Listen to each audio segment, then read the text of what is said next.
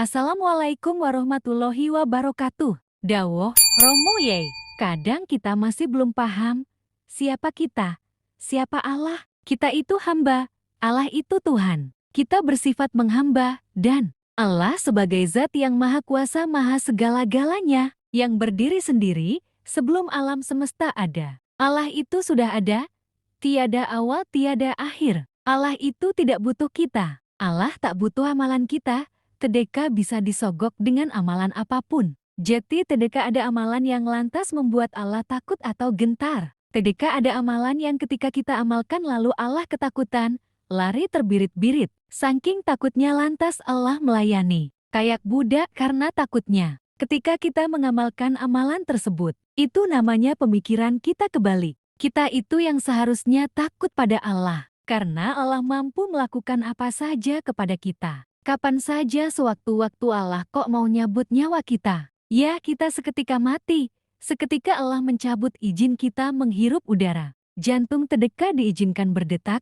Seketika itu kita mati. Saya jadi heran ketika ada orang yang bertanya, apa ada amalan agar apa saja keinginan kita dipermudah oleh Allah? Seakan-akan Allah itu orang tetangga rumah kita yang bisa ditakut-takuti. Hilangkan pemikiran sesat seperti itu. Allah itu maha kuasa. Semua selain Allah itu diciptakan oleh Allah. Bumi yang kita tempati ini saja paling kecilnya planet yang diciptakan Allah. Yang triliunan juta, miliar juta planet yang lebih besar dari bumi kita lebih banyak yang diciptakan Allah. Kita dibanding bumi saja umpama kutu. Kok tinggi sekali pemikiran kita jika seakan-akan bisa menakut-nakuti. Allah yang besarnya lebih besar dari seluruh alam semesta. Bumi ini di mata Allah lebih kecil dari kutu. Lalu kita di pandangan Allah sebesar apa? Kalau bumi saja sebesar kutu, pandangan yang benar adalah kita harus merasa lebih kecil dibanding kutunya kutu. Pernah lihat kutu beras?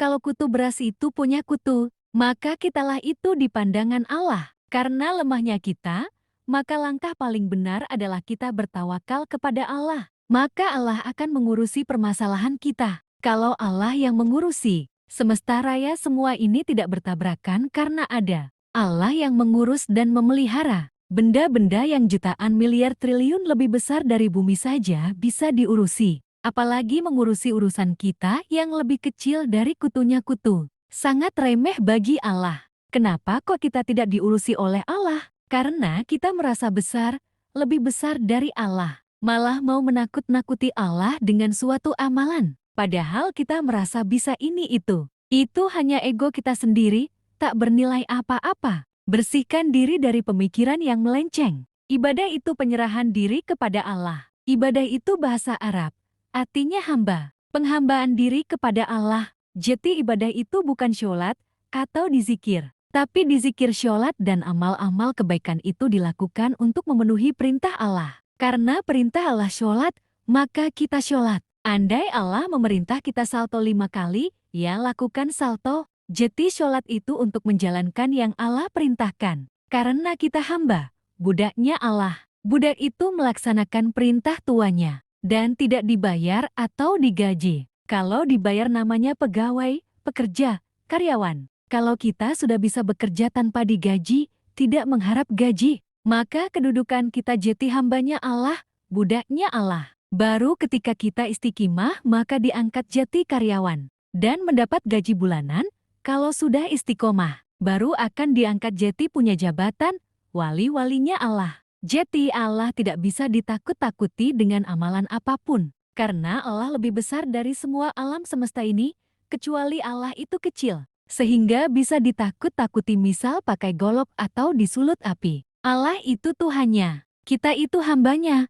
Allah yang berkuasa, kita itu yang dikuasai. Jangan berpikiran terbalik atau berperilaku terbalik. Allah dianggap budak yang melayani dan memenuhi keinginan kita. Dan kita yang jati Tuhannya yang dilayani oleh Allah. Itu namanya pemikiran terbalik atau perilaku terbalik.